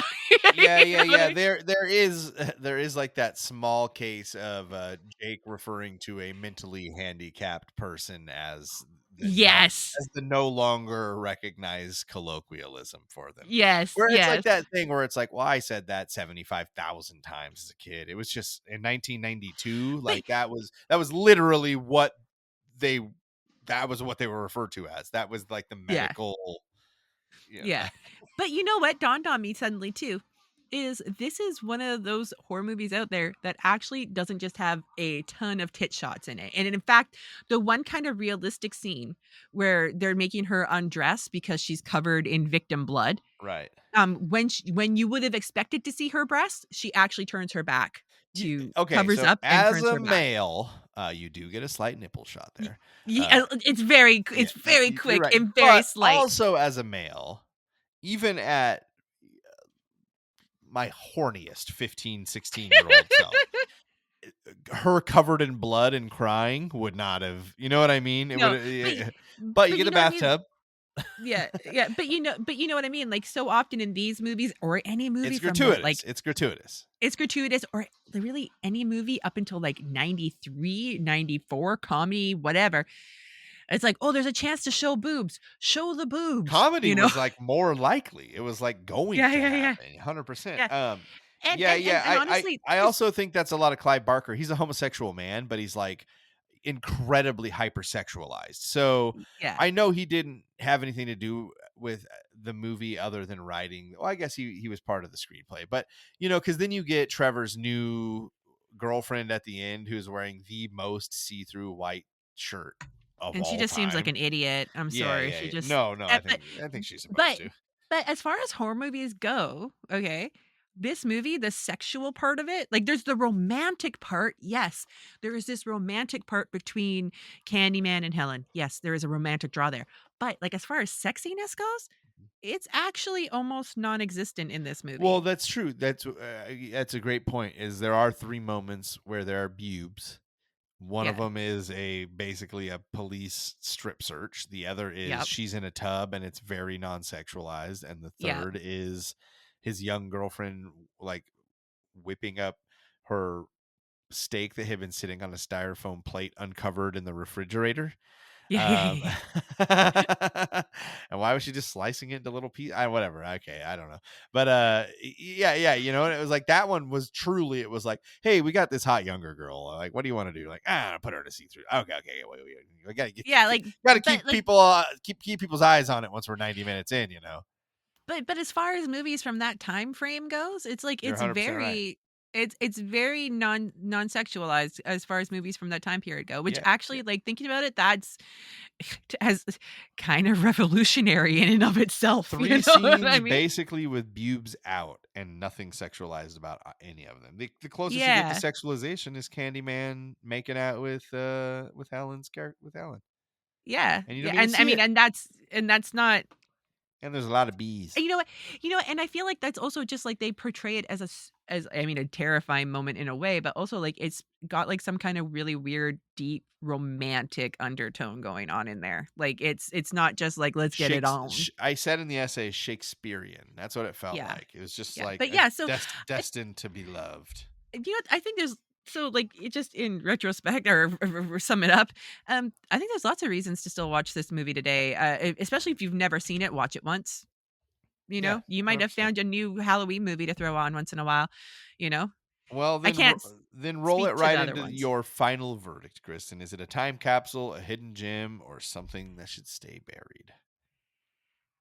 I feel like Um, it almost touches hidden gem. No, I was gonna say hidden gem, I feel like it hidden gem. doesn't Like, if, like, I was doesn't gonna definitely pick doesn't get one of mentioned those. amongst like the It didn't get talked about like Freddy or yes. Jason It is or truly even cult. It Final is truly Destiny or cult anything there classic. Final Destination or whatever. Yeah, yeah, yeah.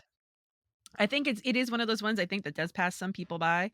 Um, maybe I don't know the reasons why somebody might stay away from it. I can speculate. They're all gonna be lame speculations. Maybe you don't like bees. I don't know. But Yeah, yeah. I think but it says something too that it's like, you and I talked about this idea. We got to October 92 and the list of movies that were in Reservoir Dogs was on there. Like, yeah, we could have done Reservoir yeah, Dogs. but we were like, nah, we want to do Candyman. Yeah, because we're It's both a horror movie people yes, and we like our it's horror movies. But we important. also knew this was a good one. We also Yeah, knew it was a good one. So it's just 100%. like but yeah, I think it would in those categories, I think it would rank among him and Gem. It's definitely not I mean, as much as it is the looks of it is a time capsule, its context and its meaning as relevant today as ever. Yeah. So, I don't think it counts in time capsule. Um, and it's definitely not something that should stay buried. So, I would say it is a hidden gem. Hidden Dig gem. it up, They are enjoy it. I tried to find three things that would be just like I think that's it. Like time capsule, it's like, hey, Yeah, it's kind of its time and that, that's where it needs to yeah, if we you're don't gonna want to watch it, bury it, but like watch it knowing it was made in watch it 1992. knowing it's Yeah. in 1992, you know? Yeah, I There's think I there's some think movies like you're that. I think Hidden Gem is the spot. Yeah. Well, we did it, buddy. We gotta rate it. We Oh, gotta that's rate right. it. Okay, and Letterboxd does go to 5 stars, I will say. So Okay. I already while we were doing this changed my Letterbox name from Cromulent Jesse to Cromulent Show. So you'll see my personal rankings in there, but you're also going to see these movies that They'll start to come for the yes. you'll And start to Kristen see will be them. occasionally writing some of the reviews, so we'll just like sign those Kristen at the end of them. Yeah, we'll put my name somewhere at the bottom. So, At the okay, bottom. you want to rate it first? No, you go first. You go Okay, it's first. 5 stars. Yeah. It's not hard for Okay. me. I like it truly. I can I would I'm hard pressed to think of a reason to remove half a star from it, just to be like, well, I'm not starting with a perfect. Like I said, it plods in some places where I'm like, I wish it would pick up, but there's no point where I'm like, fast forward. It's more like, man, I wish this scene would end, and then 30 seconds later that scene ends. It's that is my only complaint. It truly is, except for some of the silly stuff where it's like, they would have washed the blood off her. What's that steak doing in there sitting on a styrofoam plate? Don't feel like because I did 5, you have to do 5. We're aggregating these, no big deal. No. But The thing to is me, I was it's like, prepared to give it a 4. I was prepared to give it a 4, but then when you said there's 5, for some yeah, reason in my head that changed yeah, no, that up the that's stakes. okay. Then that is okay. In my head, it upped the stakes, and I had to think about it for a second because I'm like, oh no, there's 5. Do I give it? Is it 5 stars? It's definitely 4 stars. Is it 5 stars? It's a 5. No, you're right. It is a 5 star. It is a 5-star movie in my opinion as well. I wouldn't want to give it 4, and I don't want to think I'd want to give it 4.5. I think Because I'm it's trying to just think. like, for me, every movie starts as a 5-star movie, right? Yeah, That's how and I then try to go in. it's And then it's reasons like, and okay, things you well, don't I like that hate knock the it font down. on these credits. Now you're a Yeah. 4-star movie, and maybe you'll earn some of this back, but as of now, and so this one just there is no point. It goes 5 stars, has an amazing score. The kills No, pick up it's pretty quickly after a little bit of exposition, getting a little yeah. character building. It I just every time I've watched it, the only thing I thought I ever wanted more of was I was like, I want more of his story. That was always my thing. Like I know they give you a pretty good story for him, you but I'm got to like, I look at want that painting. more. You know, the painting does it, right? The painting does it. And I think I always feel that at the end of the movie. I'm like, oh no, the painting, I like really looking at the painting and I feel it more. Um, but no, it is really, I think there's a lot of stuff in it that's really good. Just as a quick no, it is a 5. For me, it's a 5. Um, Roger Ebert, for I don't know, do young kids still know who Siskel and Ebert are? Because they were the gold standard of movie critics back in the day, right? But Yeah. just as interesting, just it gave it just as interesting, gave it 3 out of 4 possible stars. Um, said that there were elements of the plot that might not hold up in the clear light of day, but that didn't bother them. I like that it was a horror movie and it was scaring me with ideas. It's scaring with ideas and gore instead of simply gore. And I think that is actually the perfect way to kind of sum it up. Is that Did it you is a say they gave movie it two three thumbs three out up? of 4. Oh, I don't know. it was before This they were one doing the thumbs up thing. Thi Okay. this was just his, this is from his Chicago, Sun-Times review. Yes. So he gave it 4 out of 5. I just think that's the thing about it, right? Is that it's a horror movie, and like I said, when a horror movie asks people to be kind of intelligent, I find that it elevates it, right? Um, this is a horror movie that asks you that scares you with ideas and with gore. So you get the gore, but there's also this whole idea and the whole the whole concept of the myth and how the myth is perpetuated and how that's what keeps Candyman alive and thriving, stuff like that. So it is I think that is, and I think we kind of touched on that too. That is one of my favorite things about it is that it's this whole, it's not just the gore, it gets in your brain. It's not a psychological thriller, but it's in there. You know what I mean? Like, it's something that lives inside your head rent free instead of, just blood on the sheets, you know? 100%. 100%. There you Instead go. of blood Sorry. shooting out from a bed into the ceiling, splattering out where Johnny Depp used to be. Um, yeah, it's great. It's fantastic. I feel like I could go watch it again right now. Like Yeah. that's truly where I'm at with it. I I feel like I never didn't love it, but I feel like after this week, I truly I have a new spot for it in my heart where I just want to watch it a lot. I think I'm going to watch Yeah. it a couple times a year, and maybe that'll change. Maybe I'm just But like for now, some it's got recency us bias on it. But yeah, god damn it, it's really fun. It's a really good I get watch. you know This is a good idea we did here. yeah, but, just as, like, a note to people when you watch it, like, it is different if you're watching it Like if you watch it with the idea of watching it and going, "Hey, I'm gonna go talk about this." I Yeah. find this for The Simpsons too. When we do The Simpsons, it's like this too. It is different when you watch it with an eye going, "Okay, I'm gonna go talk about this." Because it's almost like you inherently pay more attention to some things, like the subtleties of the Oh yeah. stories, the Oh way yeah. people Yeah. are Yeah. acting. And I'm not saying you can't just sit back and enjoy a movie, but sometimes it is a really great way to actually witness a movie is to go in and know that you have to kind of look at it differently than just enjoying it. Like you're actually Yeah. watching for how the acting is and stuff because I think you appreciate it sometimes. You appreciate it on a Yeah. different level because you're noticing more because you think I'm going to have to go talk about this in an hour or a day or whatever. You watch it with more intent. You see the things that you probably miss when watching it more casually. So that's my I don't know, try it. Yeah. Try it. Yeah. Even just pretend you're gonna come hang out with us and do it Yeah. for Yeah, sure. for sure. Or send us you know what? Send us an email after giving us your review. Yeah. I'd freaking CromulentShow@gmail.com. love that. I would freaking love that if people did that. If people watched it and then sent us their review, I'd be thrilled. that would Be be the thrilled. best. Well, you Yeah. can follow us on Letterboxd at Cromulent Show. So if you want, I mean, like I said, it's my personal Letterboxd. So I'll be posting my movie reviews if you care what I'm doing. But every at least few weeks we'll be doing this. So Yeah. if you look at our schedule, sometimes it's like Simpsons episode, then a movie, then 2 Simpsons episodes, then a movie. So this season really had a lot of couple week break. So we're gonna be sneaking some movies in. We're gonna be dropping those in on Wednesdays instead of Simpsons episodes. So you guys will get a movie one every few weeks, and the Simpsons will continue. You're just gonna get it the next week.